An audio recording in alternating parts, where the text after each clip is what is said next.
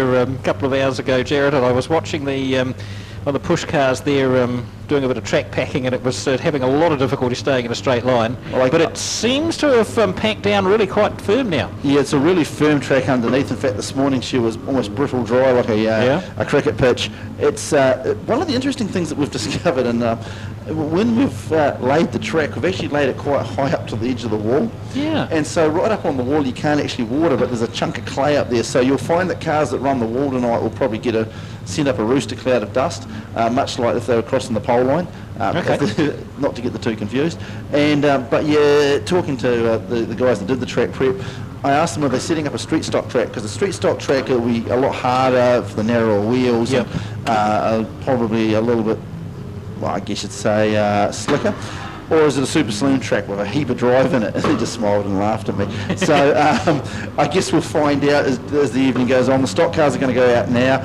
Those that are doing a little bit of packing are starting to really clog up around the wheel gates with a bit of mud. So there is definitely some mushy stuff out there. And this will be an interesting race. A lot of Greymouth cars, well, I say a lot of Greymouth, two cars have come from Greymouth. The rest of them seem to think they need to put GM on their car, are out there. And this is a bit of a playtime for the stock cars. Of course, the twilighting of the season, we'll start to get that run out towards Easter. The bodies will start to look a little bit more second-hand, and not just the cars, the drivers too. And they'll be, we'll get to see who wants to have a play. We had a few of them the other week. We're starting to have a bit of playtime. Yeah, they were, weren't they? They were. So a reminder about the formats tonight. The street stocks are split into two groups. Each of those groups will race two heats, a marble draw and a reverse grid. The top 13 from each of the groups will be put into the final at the end of the night, which is quite a few laps, and that will, the first across the line takes the South Island street stock title. The Super Saloons, on the other hand, are doing the standard 3-heat Speedway New Zealand format. So they've got a different approach, and as we heard Trevor Elliott, when we interviewed him earlier tonight, saying passing cars very, very much the key to success in that title. Yeah, it's that whole thing about getting past cars early in the night just to get those points, because unlike this grade, you can't rely on other cars being taken out, albeit it probably will happen. As we grid them up on the front row, it is Curtis Foster in the 6 car by the wall with Awa Johns in the 56 to the pole line. One or two to join in the back end. A couple of newbies out there, the 88 of Kieran Teague and the 4 of Terry Leverage Watkins. That fog must have kicked in. I counted actually 4 Greymouth cars. You said only 2. No, I said there was more, but they only 2 actually came from Greymouth. I'm only being cynical. Oh dear, I pity the poor audience tonight with who they've got up here. As we are away and racing, and you get to see just how much wheel spin some of these cars get. It's a bit slippy and slidey out there. The 116 car there just having a wee play with the 16 as they go into turn 1. So Awa Johns leads us away, and it's like watching a snail's race as they come off there. They're wheel spinning galore. So a few of these cars getting trapped by the very slippery track. Curtis Foster up the inside of Awa Johns. And we're going to go red, and it'll be for the 116 Anthony Graham down by the pit gate. Yeah, well, what can you say? We're going to break lap records in this one. Well, I'd love to, there's no ELS isn't registering times for half laps, but it just looks like, even if you're in that, just to hook it down to a lower gear to get going by the looks of it. Well, you're talking about it was dry up by the wall, so I see the 84 car was going down the back straight up by the wall, so if there's a bit of dryness up there, that's where I'd be heading.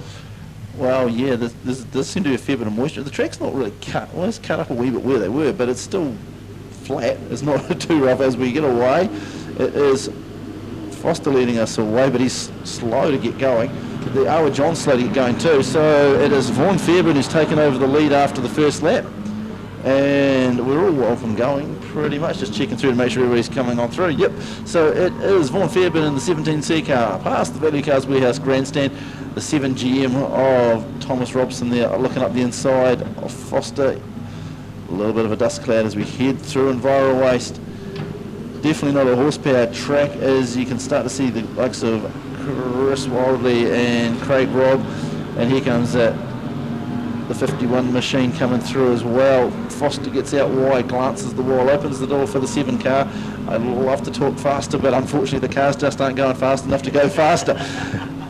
You feel like you're commentating a horse race with donkeys.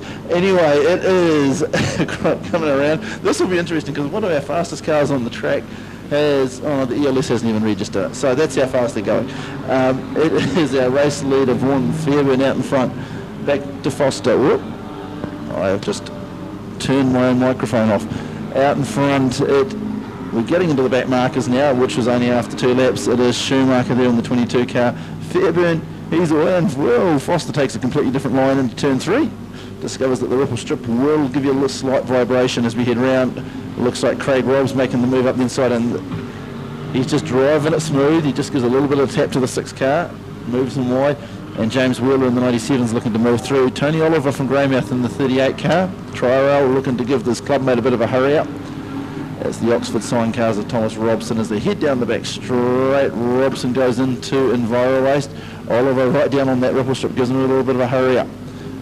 Fairbairn's gone. We can kiss goodbye to this one. He's going to try. He's at. There's only back markers that are going to affect him. Back to Craig Robb in the 911 car with the Foster in the 6. Then our 2 Greymouth cars. Well, one Oxford, one Greymouth. As Oliver goes through in the 38.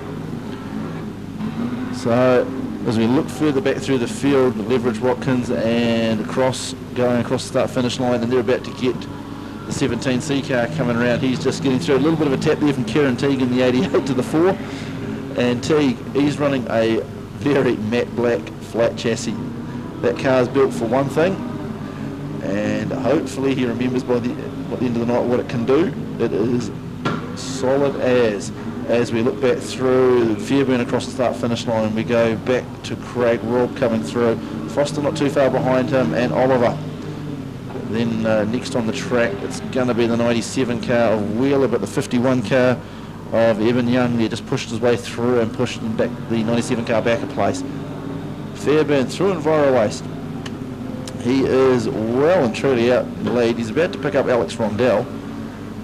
We've got 3 on the infield. It looks like Schumacher might rejoin us, but at the moment definitely not something that if you've got lots of horsepower that serves you any benefit at all. You just end up wheel spinning it out, and you can see that the likes of the 59 car here of Brad Rosewell, and that thing has got to be one of the fastest cars here. It's just not loving this track.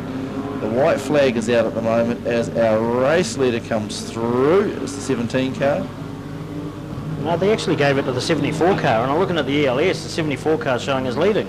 Oh, well, that would be an interesting one, because I'm fairly certain he's a lap down, but we won't question the wisdom of the computer. The checkered flag is going to come out for David Houston. I'm sure he'll be a bit of a surprise, because this is one of his bogey tracks. Maybe it did, maybe we missed something in the middle of all of that, but I would be picking Fairbairn and Rob with Oliver, but we'll see what happens. For a bogey track, going by the ELS, he won it, and his fastest lap was a 3.3 second. So he's on to a win tonight, isn't he? But the rest of the field have all done 24s, 25s, mid-20s, 26s, so she was a pretty slow race, but yeah, I thought Vaughan Fairbairn took that one, but hey, we'll just have to go by the officials. Well, to be fair, he's done 10 laps and everyone else has done 6. So we are having an ELS issue. I'm sure it will get sorted out before the street stocks have their first race. So an interesting race for the stock cars for their first one up, and we'll be back very shortly with the first heat for the first group of the South Island Street Stock Champs.